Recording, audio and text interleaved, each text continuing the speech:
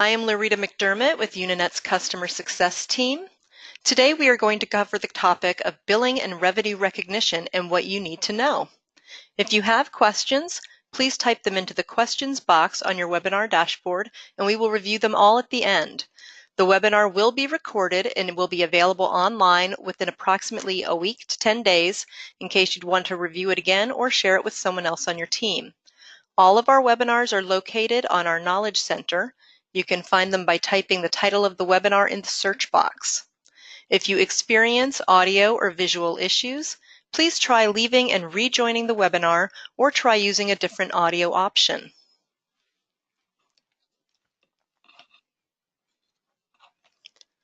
I'd like to give a quick recap of the customer success role. Your customer success manager is your main point of contact within Uninet. Our role is to help our customers optimize their use of Uninet as well as provide general account support. This includes communication on renewals, new products, events. Please feel free to reach out to your customer success manager for any Uninet questions. If you don't know who your customer success manager is, please contact us at our general email, csm@uninet.com. Now I'd like to introduce our presenter for today. We are very happy to have Christiane Smith from Uninet University to present. Christiane, are you ready? Rita, I am. Can you hear me okay? I can, thank you. Why don't you take it away? Okay, great. Well, thank you all so much for joining the webinar today. As you know, our topic is billing and revenue recognition, what you need to know. And on our agenda today, we're going to talk about grocery shopping. Now, most of you are probably wondering why we're going to talk about that, but we're going to get back to Uninet and talk about billing and revenue recognition fairly quickly. So hold on tight while we're talking about grocery shopping. Then we're going to go in and look at the system and do some diagnose and remedies and situations that you may run into during the billing and revenue recognition process that you'll want to take a look at. Also some things that you might want to look for in case things are not going quite as you expect. And then my goal is to leave plenty of time for questions and answers today so that you'll have an opportunity in the questions box, as Larita mentioned, to type in your questions so we can answer those here in the webinar. With the goal to leave some time for Q&A, I'm going to speak through our initial slides relatively quickly, and then I'll slow down when I'm going to the demonstration. So if you feel like I'm talking fast, I'm doing it a little bit on purpose just to kind of get you through the initial introduction, and then when we get into the system, I will make a note to slow down and then hopefully leave still some time for Q&A. So without further ado, let's talk about grocery shopping. This is something that we can all relate to, right? There's this critical path to getting to dinner time. And if your house is anything like mine, what happens throughout the day, every single day, is that there are people eating food. My house has teenagers in it, which means that people are eating food that are not only members of my household, but also all their friends and folks they pick up off the street. So there's a lot of food being eaten. So every time I have to think about getting ready for dinner, I need to sit down and make my shopping list. I make my shopping list. I try to put everything on there that, has been eaten already that they want to have again. Or I might look at Pinterest for a great recipe idea and need to make a list of things that I need, ingredients, those kinds of things. So I create my shopping list.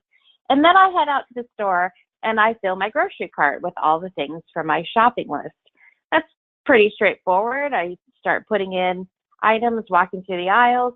But undoubtedly what happens when you're in the grocery store, you don't just fill your cart with the items on your shopping list. You end up picking up stuff that's not on your list. The Oreos are on sale, or, you see this really great fresh looking fruit. You decide that you really want to eat that. And hopefully it's fruit and not the Doritos that are also on sale. So you pick up a lot of stuff that isn't necessarily on your list. But at the end of the shopping cycle, you have a grocery cart full of things. You head out to the checkout counter, you check out, and you pay for your groceries. So at that point, they are your groceries. You have what you have, and you go home and you cook this beautiful, nutritious dinner. Okay, so that's the path. You eat more food, you go make another shopping list, and you keep on going constantly. So this is your cycle, your past dinner time, and the cycle that your family just goes through over and over again. Well, I don't know about you, but when I get home to cook dinner, sometimes I realize that what has really happened is that I forgot to buy some of the ingredients. I bought the wrong stuff. I decided I didn't want a healthy dinner, and I picked up pizza on the way home instead. So sometimes I have to go back to the grocery store. When I do that, I might return some items, or I just go back and start over or whatever. But I typically I'm not going through the shopping list process again. I'm just coming back in, might be returning some items. I'm going through the store, filling my cart again. Then I figure out that I'm going to check out and pay. So that's kind of finalizing that cart full of stuff again. And then I go home and cook dinner, now with minute ingredients, or something more tasty, whatever it happens to be. So there's a process here that you could go through that takes you in and out of the store, but sometimes you might go through your path backwards too. Why am I talking about grocery shopping? Well, because I have found that this analogy is really relatively close to the critical path for billing and revenue recognition in Uninet. So there are a number of phases that are going to happen as you go through and do your billing and revenue recognition. We're going to talk about each one of these phases today, and we'll also talk about some things to watch out for, or if you're having an issue in one of these phases, what you might do to correct that. So starting at the top of our path, we have the do work phase, where we're working on our projects. We're charging labor time. We might incur some expenses, whatever happens to be. So that's happening kind of all the time, like eating food. Then we're going to go out and approve that data. I'm guessing that at your office, you have set up approval groups in Uninet, or project approvers, which are people who look at the timesheets and the expense reports to make sure that all that data is approved. And it's kind of like creating your shopping list. You're validating that you have everything you need. You're checking your recipe and saying, yep, this is what I need to have.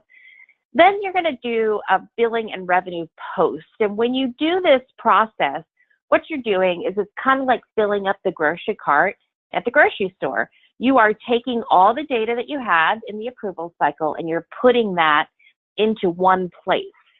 And you're saying, okay, this is what I've got. I'm going to, mark this off, post this. But before we really officially check out here, we're going to be able to have the option on our add invoice piece to add and remove things that we may change our mind about from the post. So we've put things in our grocery cart, but maybe we're going to add some more things like the Oreos, or maybe we're going to forget some stuff or put something back that we decide we really don't want to eat. And that's what's happening in the invoice process. You're looking at all that data and figuring out what you really want to include. When you check out, that's kind of like completing your invoice. You're finalizing it. You're saying, okay, this is what it is. I'm done here. No more changes. I'm out. And finally, then you're going to deliver that invoice to your customer. Meanwhile, all of your billing has been posted in the GL and your revenue has been recognized or deferred. Sometimes you're going to go backwards through this process, and we'll talk about some of those invoice correction kind of processes that happen. But generally, this is the cycle that we're going through as we're doing our billing and invoicing. So who's involved in this process? Well, we have our users that are doing the work. Those folks filling out timesheets, expense reports, and AP vouchers. We have our managers and project approvers that are in the approval process for approving that data, and also anyone that's doing the AP voucher posting. And then lastly, we have our billing manager. So the individual that's going to go out and do the posting of billing and revenue, adding your invoices, etc. All these phases are completed by the Uninet user role of billing manager. If you happen to be an administrator, then you can also perform all of these functions. I'm going to assume today that with some of the reports I'm running, that I'm looking at things from an administrative perspective, that I can see not only as a billing manager, but also as a project type manager, a person type manager, that kind of thing. But generally speaking, your billing manager can perform all of the functions that are involved in this process. So let's talk a little bit about this path again. Let's talk about the do work phase. So again, just as a reminder, our work is coming from the timesheets, the expense reports, your AP vouchers, and within your fixed price projects, you have fixed price items. Attached to all of your timesheets are bill rates and cost rates and labor categories and other variables that are coming into play when we're talking about billing and revenue recognition. Same on the expense voucher side. We have expense types and ODC types. Your AP vouchers are also connected to expense types and ODC types, which classify them for appropriate revenue recognition and billing. And lastly, those fixed price items are coming in through a billing schedule or a milestone billing. And so those are the pieces that we're considering here, part of this work. Now, the next phase in approving, hopefully you feel like you have a great handle on your approvals workflow for all of these things: approving timesheets and expense reports, posting those AP vouchers, and with your fixed price items that are milestones, updating your percent complete, or for revenue recognition, making sure that you have your percent complete updated.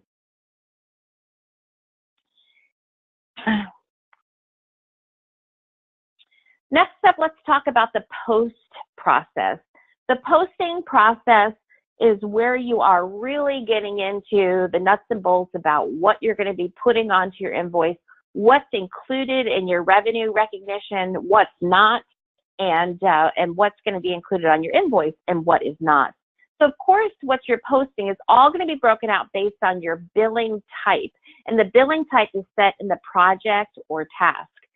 Fixed price projects and tasks have a billing schedule or are billed on completion, like a milestone-based billing.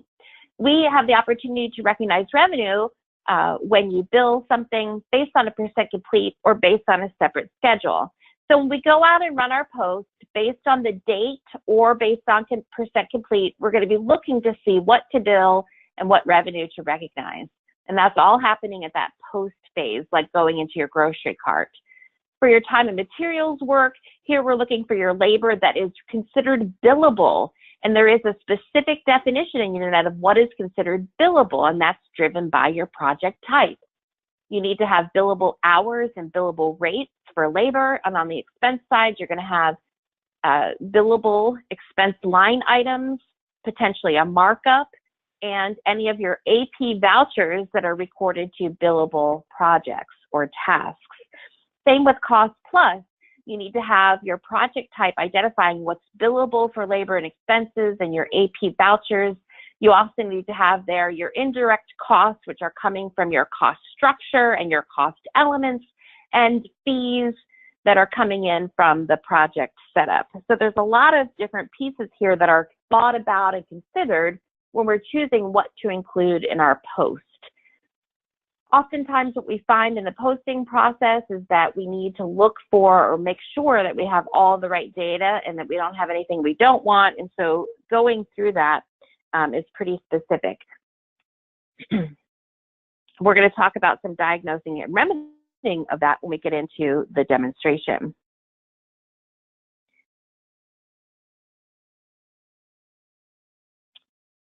Okay, so next up we have the create invoice process. Our billing manager, after they have posted the data, has the opportunity to come in and create the invoice. And at this point, we have the opportunity to put things into the invoice or take things out, just like you did with your grocery cart at the grocery store.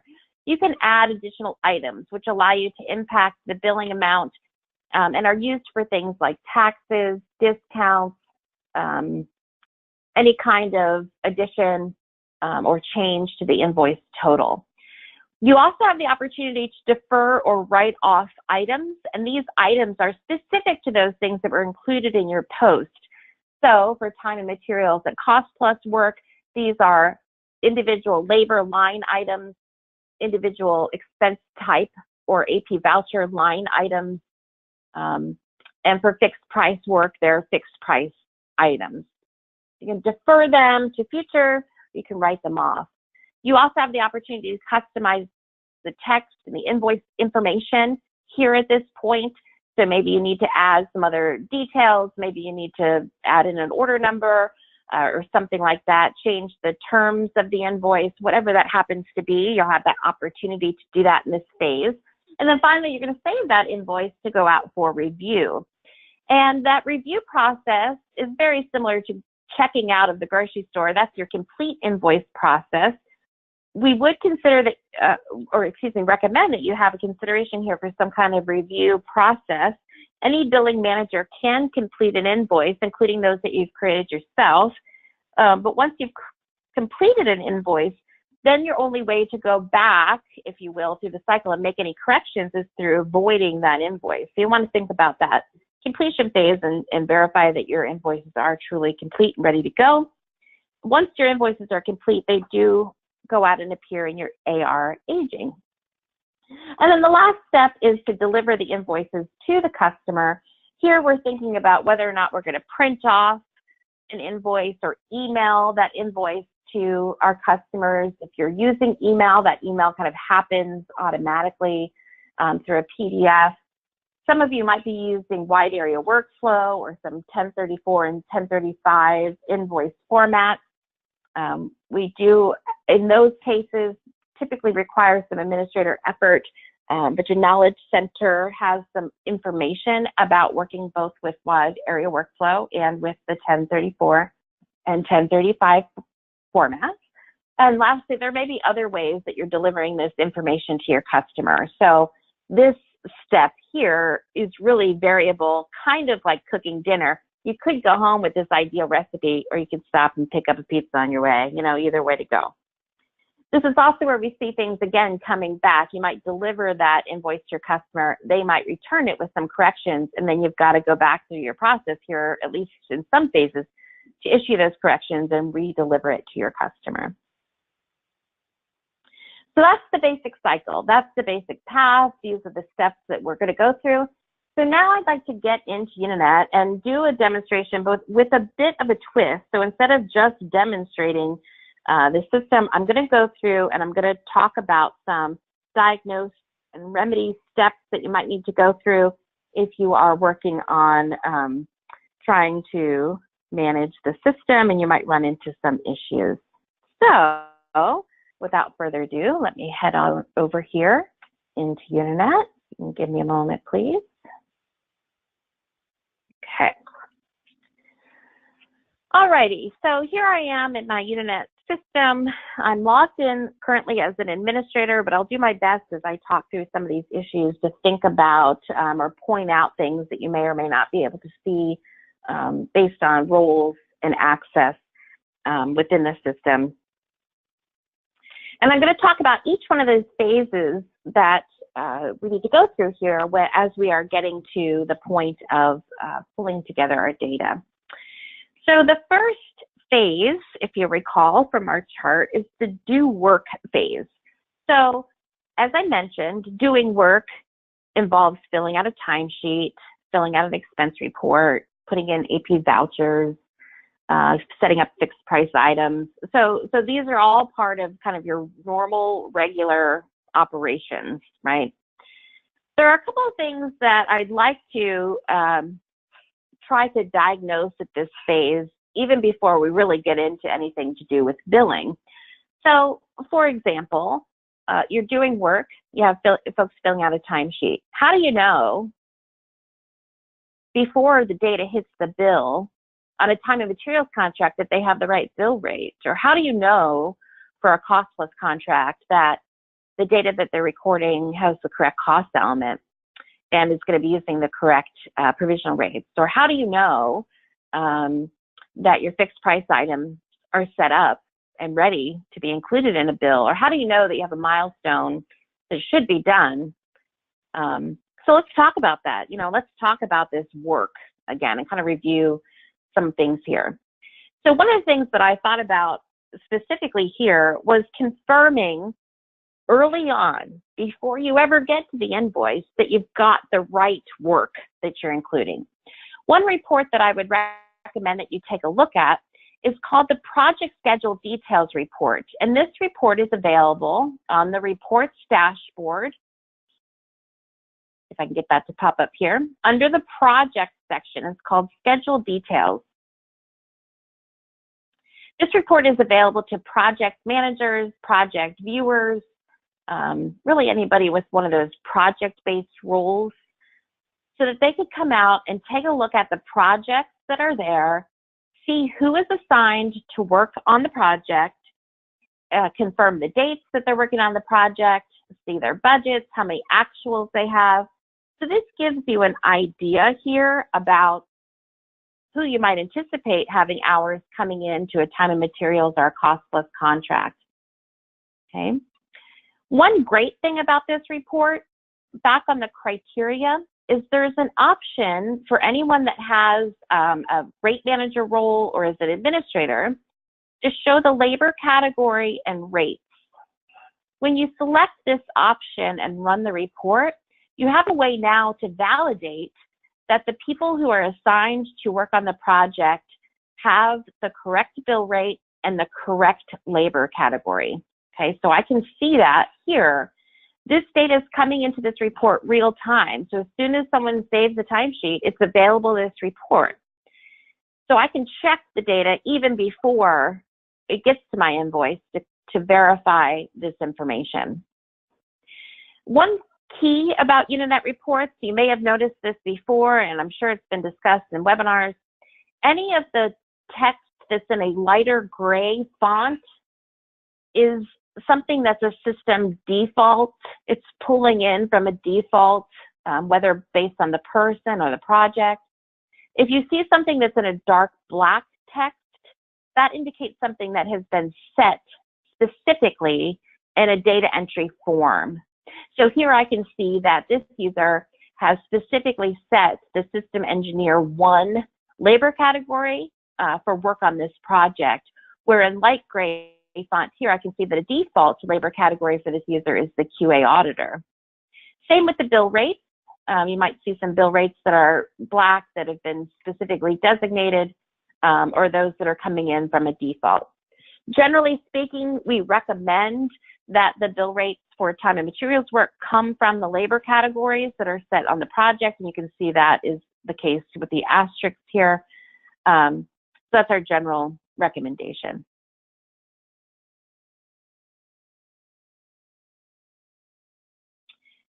So that's one thing to take a look at that's helpful in the work phase to make sure you've got the right work happening or the right data being tied to the work that's happening. Another report that you can take a look at, again, from your reports dashboard, up in the project accounting report, is your fixed price details. This report is going to be available, again, to any of those project-based people, project managers, project leads, and also your billing managers. And what this report is intended to show you for your given projects is what billing dates you have. In this case, I'm running it for the current quarter, so I'm seeing things that are coming up. And for those billing items, what the revenue recognition amount is or process is, and then the billable amount. So I can see here that I'm expecting in July to have a couple of different fixed price items here, and I can see how much I would anticipate to have coming through. So this gives me some insight into whether the projects are set up with the fixed price items, if this looks correct. If I were looking for a project and it wasn't listed here, it might mean that the fixed price items aren't set up. If I didn't see something for July, that means that maybe my schedule's not accurate. So those are some things that you can look for to make sure that you're getting your data to be set up correctly.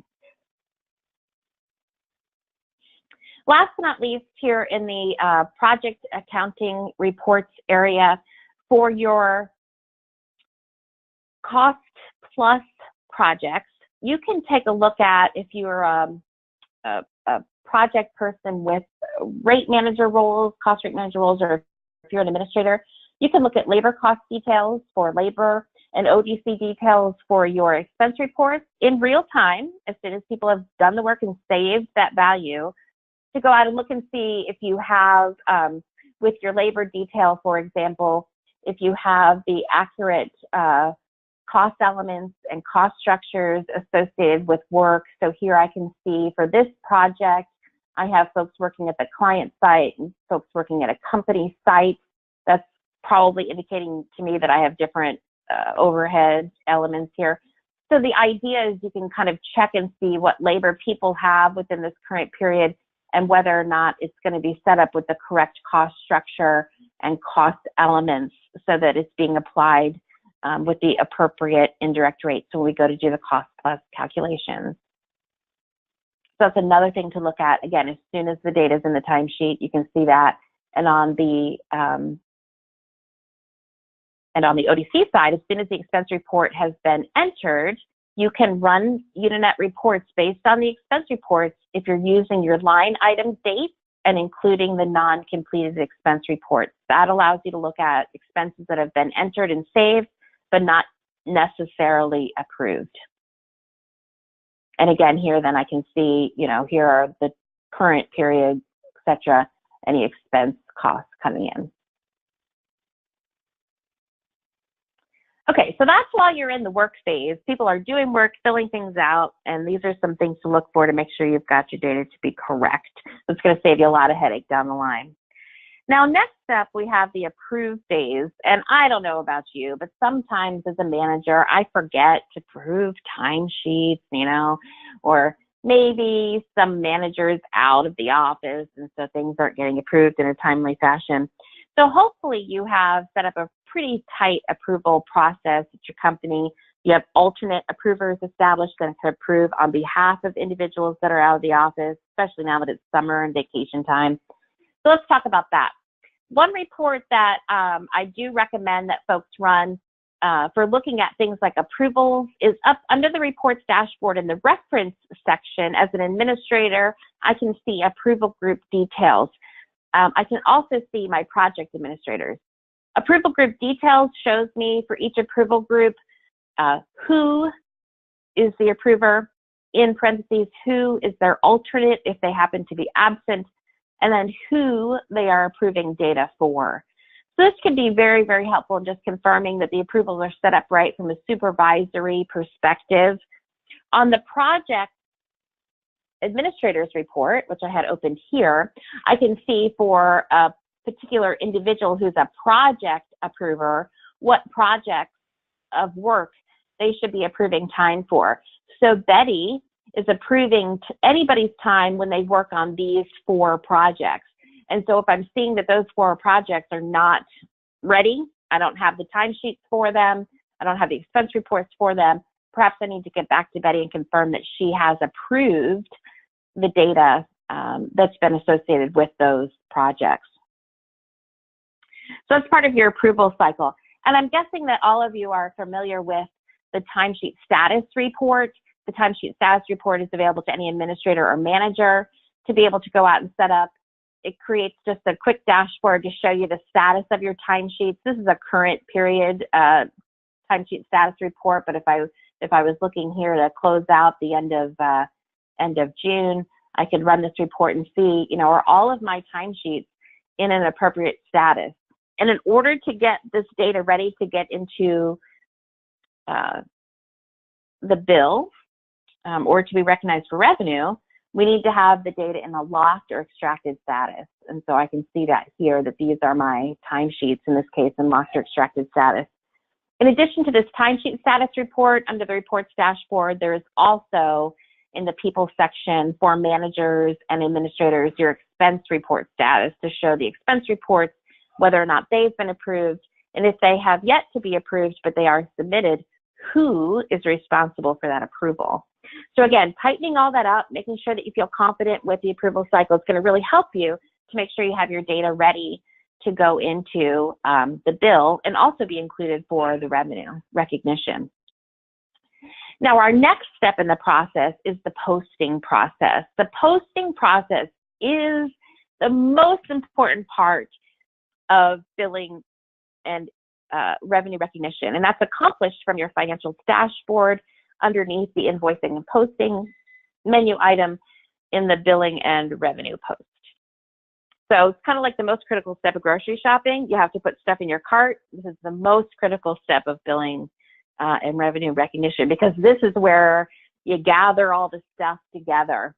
When you go out and do your billing and revenue posts, you're going to be here on this screen, which allows you to, again, gather together all the data that you want to post and include in this time frame. I would say at this grocery store run, if you will. As a billing manager, who's the person that's doing this, or an administrator. As the billing manager, I might have access to all projects in my system. I might have access to just limited projects in my system. So that's going to depend based on my organizational access. And of course, your administrators will have access to all of the projects. I think I set up a tab here with this. Maybe not. Nope. Okay. So I can go and filter from here if I need to. I can also go in and filter by other variables as I need to. So I'm going to go out and pick up just my open projects, my billable projects based on the project type. I'm going to want to think about what actuals I want to include. So when I'm doing my post, I need to think about what are those actuals that I want. I think generally speaking, I'm looking at the last timesheet period for timesheet data, perhaps also for the last expense report period. So that's something that you need to kind of work through in your own process of what data you're picking up. But based on this date now, this is setting the date for what fixed price items I'll get, what timesheet data I'll get, and what expense reports and AP vouchers I'm going to get. In addition, I also need to set down here at the bottom what the post date is going to be for my billing transactions and my revenue transactions. They may not all be completed at this step. Some of them will be, some of them won't be, but you do need to identify what that posting date is going to be here. And again, that's up for your process to determine what that date is. I'm going to go ahead and back post these to the end of June with that automatically then selecting my fiscal period, but you need to, understand here what those postings mean. And that's when you're going to see the billing, the unbilled posts, and also your deferred and recognized revenue. When I go to my posts list here, then I can see those projects that have data ready to go out and post.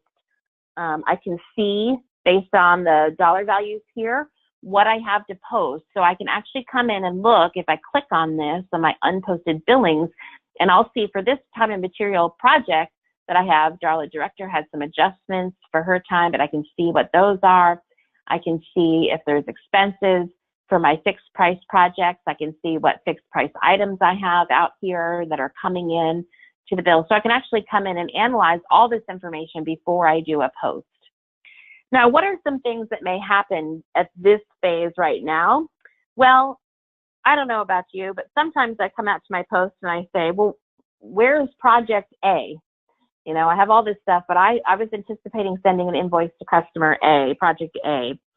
So one thing that you'll want to look for when you come into the post, if you don't see the project that you think you should have, back on the search tab, there's an option to include projects with unposted data.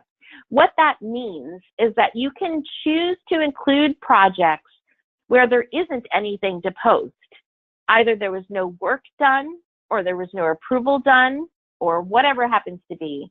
And then when I look at this list, I'll see those projects listed. So here's the project, there's nothing to post, so it didn't come up in the original search, but now I can see it here.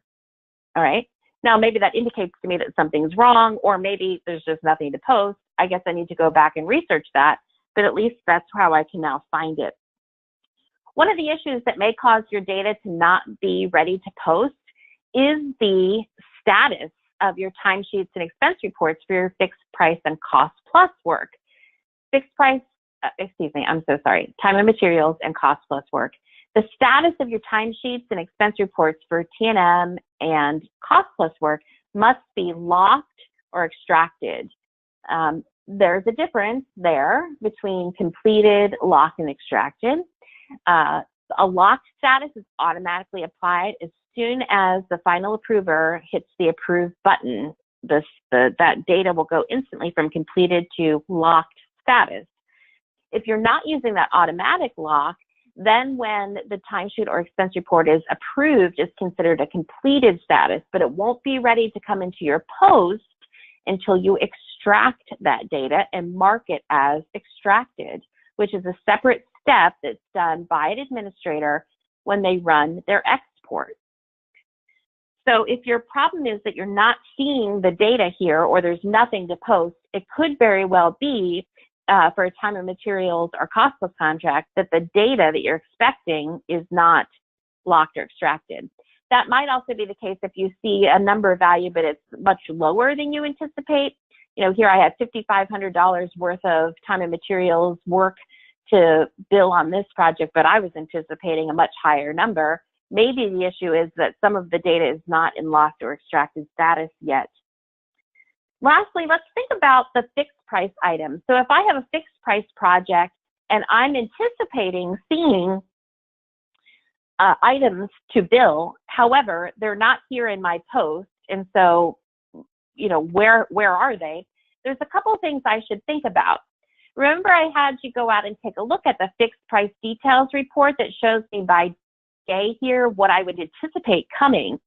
There is an option back on the criteria, and I'm going to go ahead and open up my date range a little bit here. There's an option to show past due bill on completion items only. I don't know about you, but I'm thinking, what? And the answer is, what is that? These are your milestone bills that, based on the project or task completion date, should be done, but the system doesn't think that they're ready to bill. And if I include those here and I run a report, what I'll see are any items. Here's my project. I can see this item was estimated to be done in May, but for some reason, this item is not coming up and being ready to post. And I'd have to go back to my project manager or back to the project to identify why this has not been marked as completed yet. But that's the issue here. And this report can really help you to narrow that down and find that if you have milestone billing that you're doing.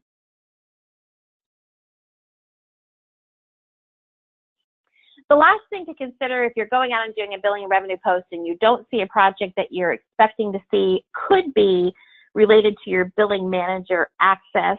So if you're a billing manager and not an administrator, you want to confirm that you have access to the appropriate customer organization and to the appropriate owning organization, or that your name is specifically listed within that project as the billing manager for the project.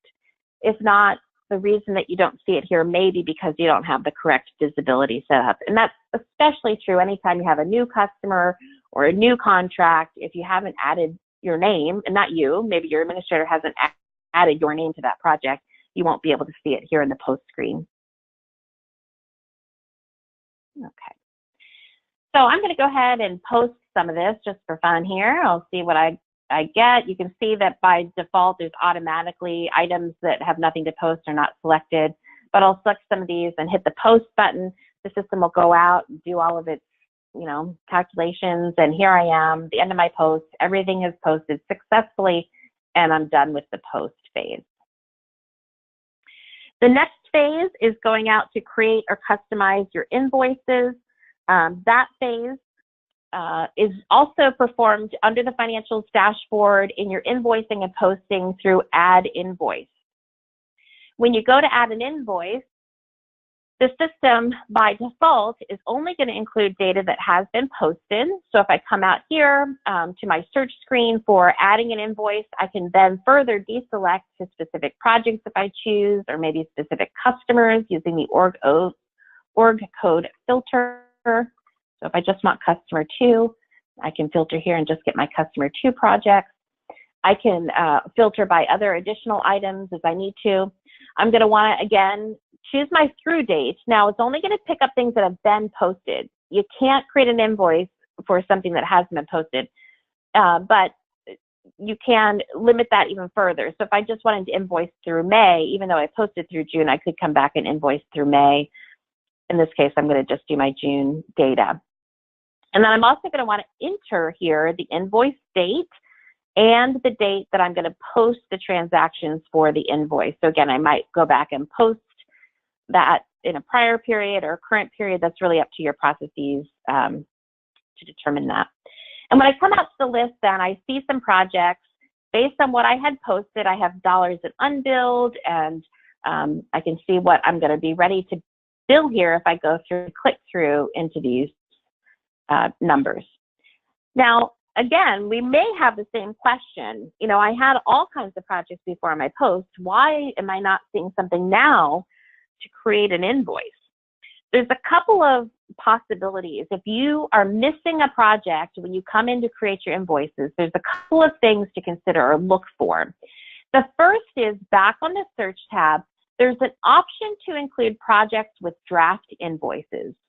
If you have a draft invoice that already exists for a project, meaning an invoice that's been created but not completed, you didn't check out of the grocery store, you can't create another invoice for that same project, okay? It's like going to the grocery store where you already have a cart full of groceries and you start another cart. You know, they don't really want you to go through the checkout with 2 carts. So you have to complete each invoice and then start the next invoice. So that's something to look for here, for sure. The other thing that could be happening is back in the project itself, there's a setting within the project. So if this is a new project that you think should be out there, but it's not there, there's a setting within the project setup that as the billing manager, you can see from the project billing menu that says to generate a Uninet invoice. If this box is not checked, then when you go to create or add your invoices, you will not see that project in your list.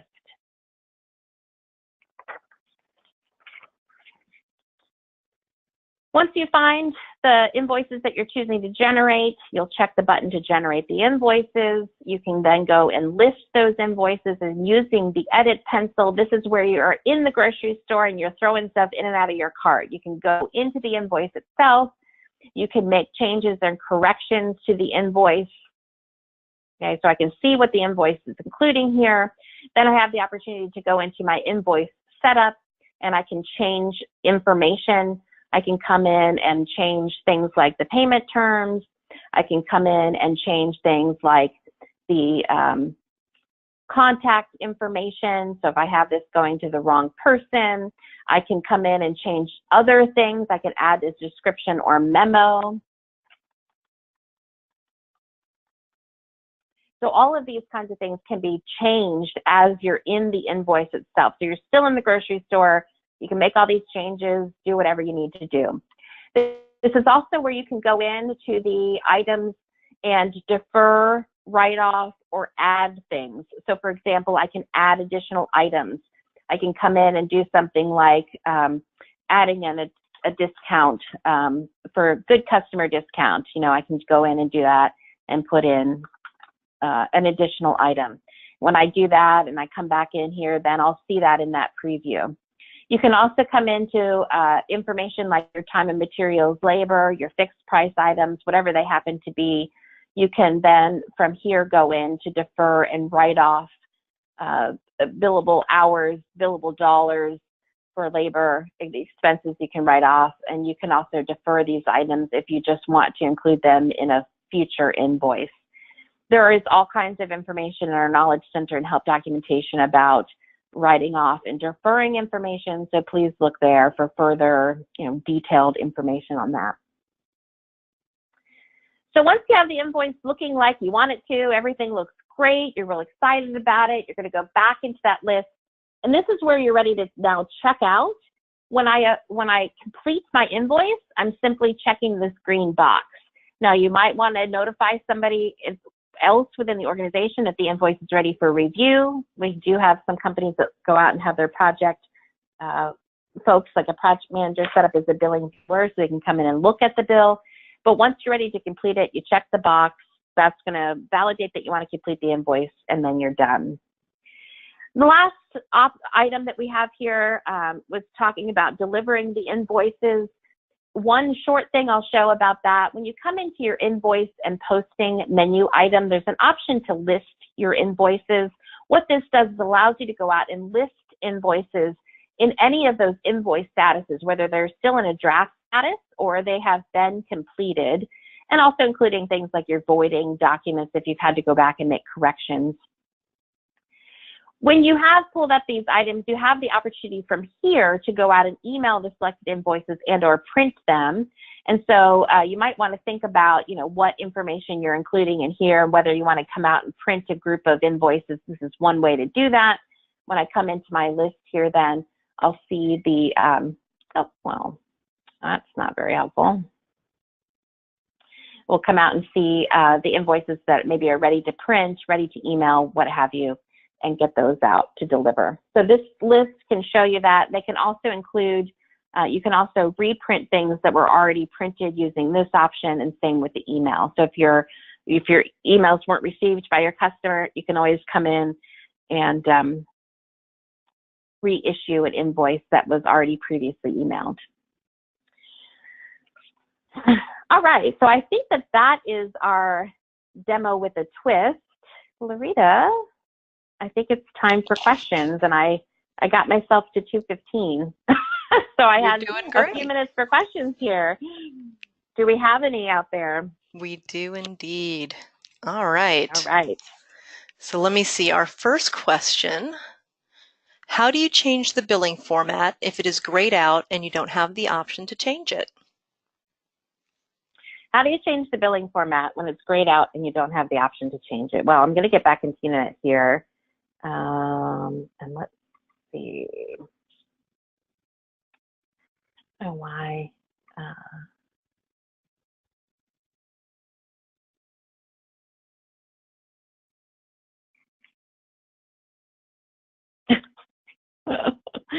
Oh, my. Okie dokie.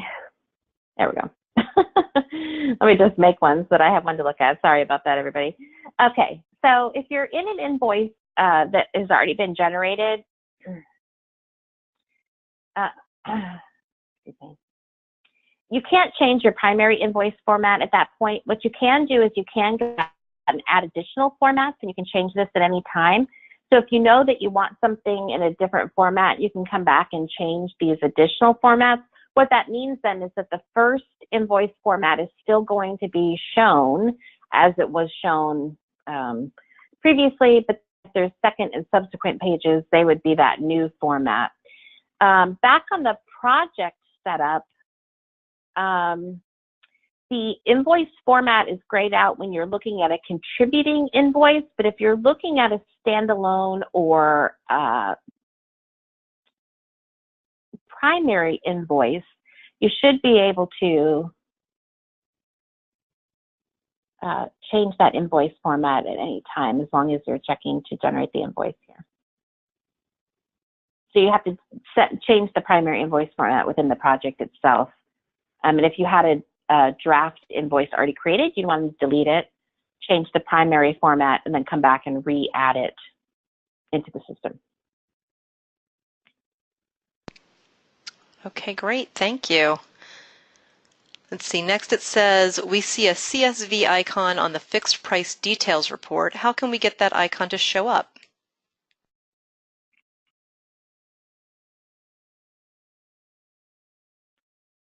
Well, that's a great question. So I believe that the CSV option to download this report was added in a point release fairly recently.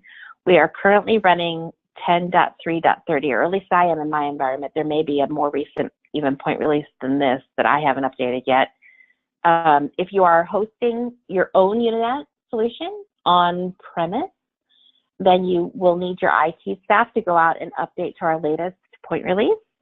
If you are in the cloud to access your Uninet site, and we're hosting Uninet for you, those point releases should be updated for you, and you should see it there.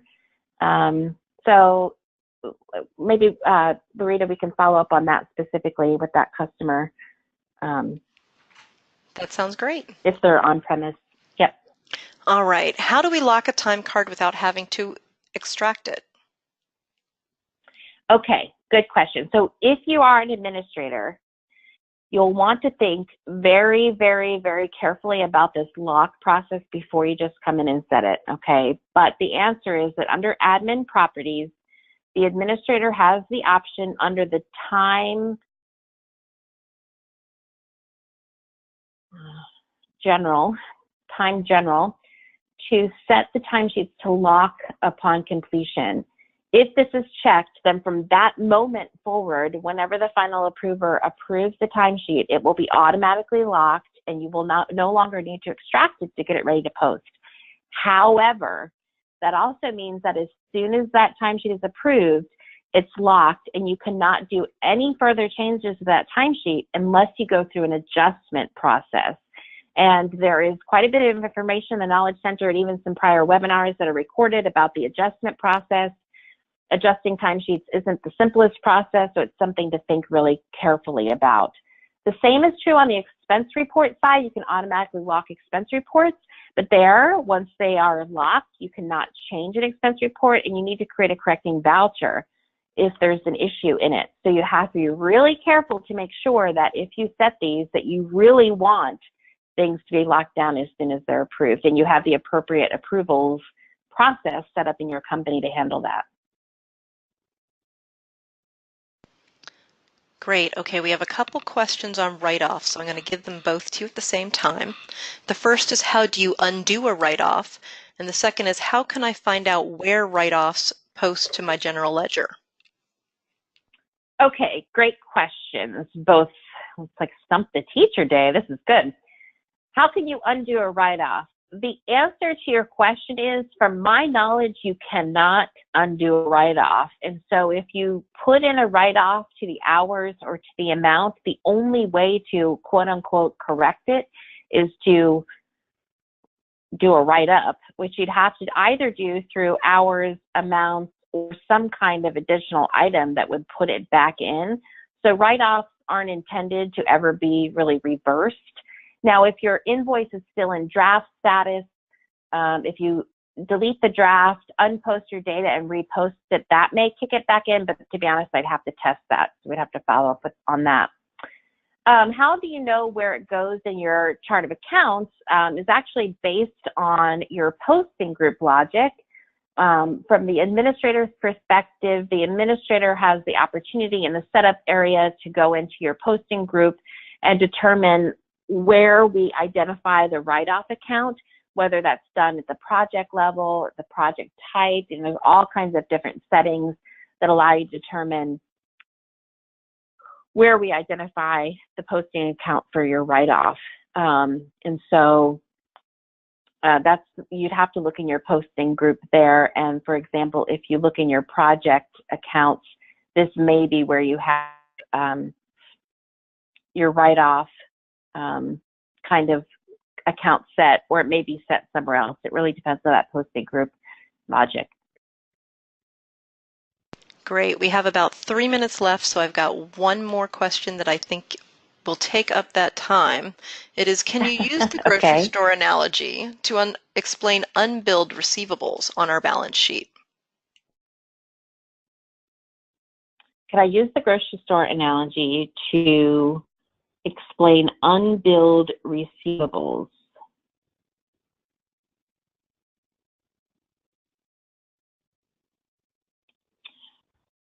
Oh boy. Well, it's not going to take 3 minutes because unfortunately my answer is no.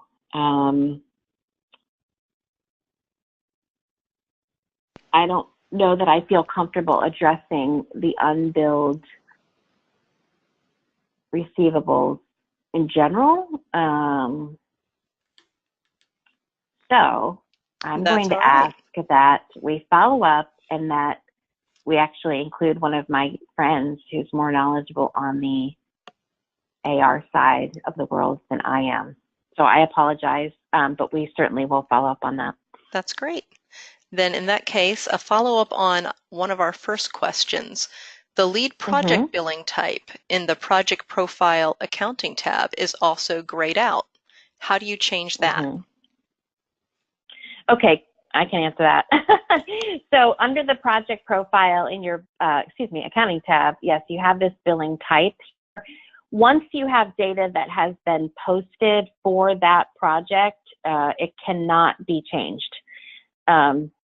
So if you had data and this setting was set incorrectly, your best bet is to try under your financials dashboard to go under the invoicing and posting and unpost your billing and revenue. If you have already created an invoice for that data, you'd have to first delete the invoice. If you had completed the invoice, then you can't delete it. And if you can't delete the invoice, then you cannot unpost. It's kind of like going through the cycle. You have to go through each step backwards, just like you had to do forwards. And so if your invoices are already completed, there really isn't a way to come back to the invoice. You know, once you hit here, you're checked out and you're done. So if you have a brand new project and you have just done one invoice for it, the support team may be able to help you with that. The other thing to consider is that if your billing type says it's fixed price or time and materials, within the tasks themselves, if you have tasks, you can set the billing type in your task and you can override that here. So you might need to come out and add a new task that captures, for example, in this fixed price work, any time and materials work that's being done on that effort. So there's some tricks to the trade there that may be something that in the specific case we would follow up and support on a good creative solution. But there's a couple of things to consider. Wonderful. And I just wanted to let you know that someone wrote in and said that your suggested billing and revenue unpost worked. The write-off was reversed. All right. Oh, good. Well, I'm so glad you had a chance to test that while we're sitting here. That's awesome. That's amazing. Great. All right, that is everybody. Amazing. Fantastic. Thank you all so much for joining us and have a great day. Thank you.